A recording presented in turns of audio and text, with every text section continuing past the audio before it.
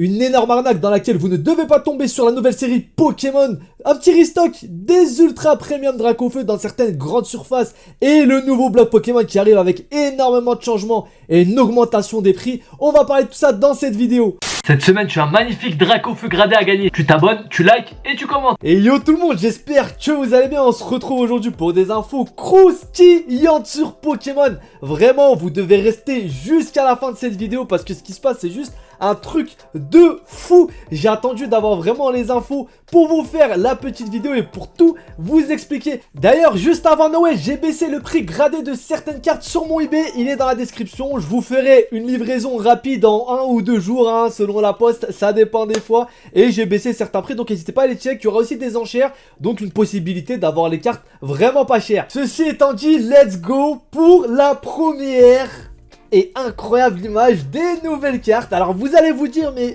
Moha, c'est comme d'habitude. Eh ben non, regardez les bords jaunes qui se sont transformés en bords argentés. Ça faisait extrêmement longtemps que j'attendais ça personnellement.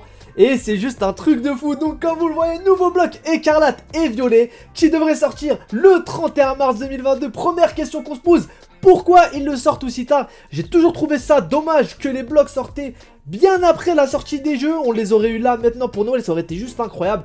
Alors peut-être Poké Company c'est compliqué, vous savez qu'il y a souvent des leaks, des fuites d'informations dans les usines. Reste que je trouve ça assez dommage d'attendre jusqu'au 31 mars, mais pour le coup, des news croustillantes ici.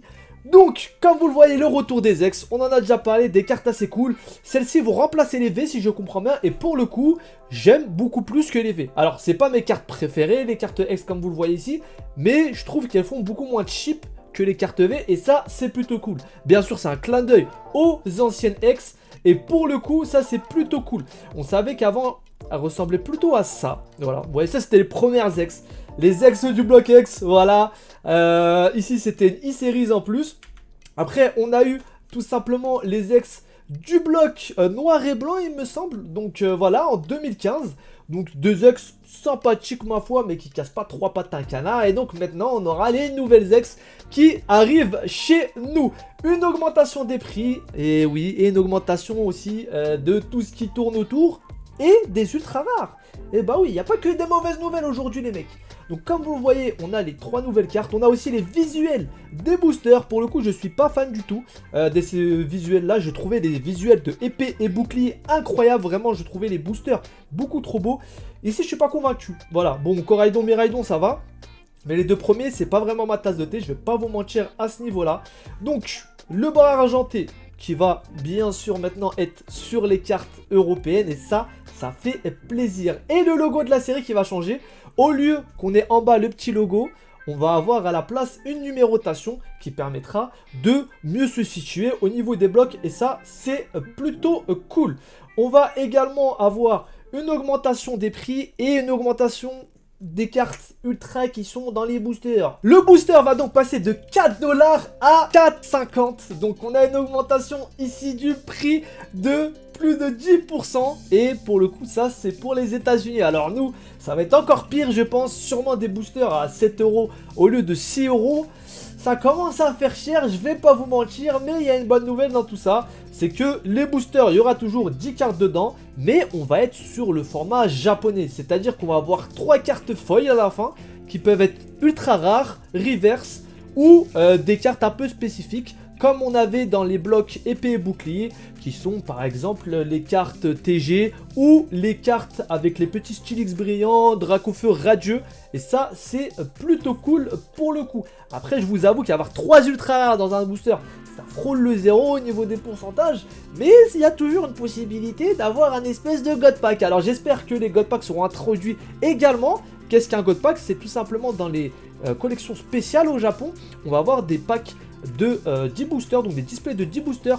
Et dans ces 10 boosters, il y en a un qui peut contenir seulement des ultra rares. Et c'est pas des petits ultra rares, ça va être des alternates, par exemple 10 alternates.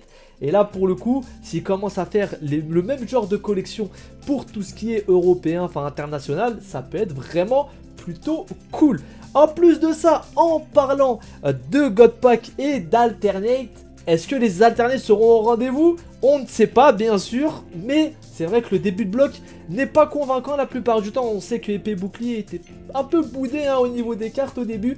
Est-ce que ça va être la même chose pour ce bloc là? Peut-être. En tout cas, c'est vrai que les alternatives qui étaient les grosses cartes d'épée et bouclier vont disparaître et les débuts de bloc sont assez timides. Donc, à voir les cartes qu'il y aura, mais on a aussi une nouvelle rareté qui est juste ici, qui est donc Exterra Crystal. Je vous avoue que je suis pas fan du tout. Les bords sont jolis, c'est vraiment ça, moi, qui me fait plaisir sur la carte. À part ça, je suis pas fan du tout. N'hésitez pas à me dire dans les commentaires, vous, ce que vous en pensez.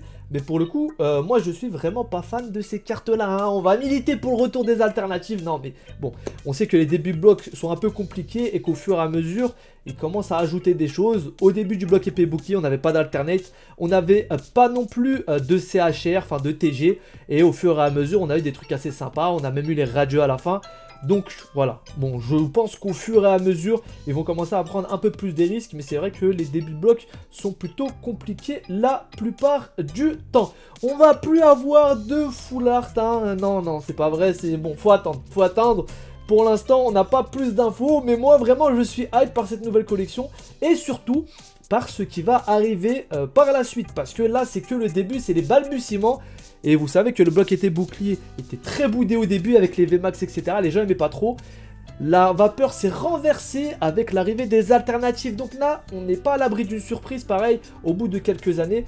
Petite larme hein, qui coule, hein, épée bouclier, c'est fini maintenant. Ça veut dire que toutes vos cartes épée bouclier vont commencer à prendre en valeur dès l'année prochaine et l'année d'après. Ça, c'est une chose assez cool. On trouvera plus de soleil et lune dans les coffrets, etc. Donc, soleil et lune va commencer à se faire un peu plus rare. Alors, ça va pas devenir quelque chose de vraiment rare à proprement parler, mais c'est-à-dire qu'on va plus en avoir dans les Pokébox qui parfois permettaient d'avoir dans le bloc épée bouclier des boosters soleil et lune. Donc, c'était plutôt cool. Et dans les coffrets non plus. Donc là, on peut dire que soleil et lune, ça devient un peu plus compliqué de se les procurer. V-Star Universe, la nouvelle collection qui est juste incroyable au cœur d'un énorme scandale. Pourquoi? Parce qu'on peut peser non pas les boosters, mais les displays. Et oui, on peut peser les displays. Et ça, c'est un gros problème, les mecs. On va en parler, je vais vous montrer tout ça. Donc là, si vous ne connaissez pas V-Star Universe et que vous avez été dans une grotte, voilà, ces derniers temps, je vais vous montrer quand même une petite piqûre de rappel. V-Star Universe, c'est tout simplement un rassemblement de tous les plus gros bangers en V qui sont sortis dernièrement et les radieuses. Donc vous voyez, on a énormément de cartes, n'hésitez pas à mettre pause si vous voulez un peu regarder. Et on a l'ajout des AR. Donc les AR, ça va être quoi? Ça va être des cartes assez sympas. Donc là, on a un petit match de foot qui est assez sympa. Aussi, on va avoir des cartes vraiment jolies hein, qui vont mettre en scène un Pokémon, voire plusieurs dans leur habitat, etc. Donc des trucs plutôt cool. Ce Mew là est incroyable les mecs. Et donc une collection vraiment folle. On va avoir ces cartes là et on va même avoir des cartes qui forment une fresque, donc plutôt cool. Vous savez que ces cartes là quand elles sont rassemblées vont faire comme un tableau. Et ça j'en suis friand dans un classeur, c'est vraiment fou. Mais ce n'est pas tout, on va avoir des alternatives et pas n'importe lesquelles. On a l'alternative V-Star, donc des évolutions, des évolutions, hein, comme diraient les Américains. On a du Dracofeu, on a du Mewtwo, on a du Entei, on a du Suicune. Vous savez que les fauves légendaires sont incroyables pour le coup. Et je suis juste fan de cette collection. À clôture le bloc épée bouclier. Pour moi, c'est sûrement la meilleure. On a des images folles et des cartes qui sont pas si chères que ça d'ailleurs. Hein. Vous allez allez voir. Là, franchement, les cartes ne sont vraiment pas chères pour certaines. C'est vraiment des bonnes affaires parce que beaucoup de gens les ouvrent. Donc vous voyez, on a même des alternatives au niveau des dresseurs. Plutôt cool ici, vous voyez. Et qui met en scène en fait les dresseurs dans différents endroits. Là, il y a une petite Cynthia qui est plutôt cool également. On a de la V-Alternate, de la V-Star Alternate, tout ça. Pourquoi? Pour vous dire que malheureusement les displays se pèsent. Donc là, il y a une vidéo de OK Giluve. Bon, on va quand même mettre un peu moins fort. Et donc, il va faire un truc très simple, c'est qu'il va peser 3 displays différentes. Donc, comme vous le voyez, ces 3 displays-là, il y en a une qui pèse 192,4, une deuxième et une 189,5. Il va les ouvrir et on va avoir le résultat au final. Donc, comme vous le voyez, normalement, on a des quotas. Donc, les quotas, ça va être au moins une secret par display. Donc là, vous voyez que c'est respecté. On a une V-Star, ici Alternate, ici une V-Alternate. Mais lorsque c'est plus lourd, donc quand on passe de 182,4 à... non, c'est même le 189 d'ailleurs. C'est le 189, c'est le plus léger, assez drôle, qui va contenir tout simplement plus de cartes ultra rares. Donc comme vous le voyez, là, on a 2 cartes ultra rares, ce qui est assez rare. Hein. On va avoir normalement une, le quota c'est une. Lorsque vous en avez 2, vous êtes chanceux. Et qu'est-ce que ça pose comme problème, vous allez me dire, Moha, c'est pas grave. Eh ben non, parce que lorsque vous allez acheter une display, c'est-à-dire qu'elle est fermée, bah le mec a peut-être pesé la display. Donc on a même plus sur du pesage de booster. Là où prendre des displays c'est plutôt safe la plupart du temps parce qu'on a le plastique, etc. Et à tout ça à peser, c'est plutôt simple. Ici, on va avoir des displays qui se pèsent. Donc on peut être à l'abri nulle part. Sauf si vous achetez vraiment dans un magasin que vous connaissez, ça va être plutôt compliqué d'acheter à un vendeur. Il va peut-être les peser avant. Et tout simplement prendre les meilleurs displays et vous laisser celles où il y a un seul hit dedans. Alors après, vous allez peut-être avoir un hit de fou. Mais c'est du pesage à proprement parler. Vous n'aurez pas de chance d'avoir deux ultras dans une même display. Et ça, c'est plutôt chiant. Enfin, deux secrètes, pour le coup, c'est un gros scandale. Et il n'y a pas que ça. S'il y avait que ça encore. S'il y avait que ça. Mais lorsque on met une lumière assez forte et qu'on s'approche tout simplement des boosters, on peut voir à travers donc, le numéro de la première carte. Donc, et avec le sigle.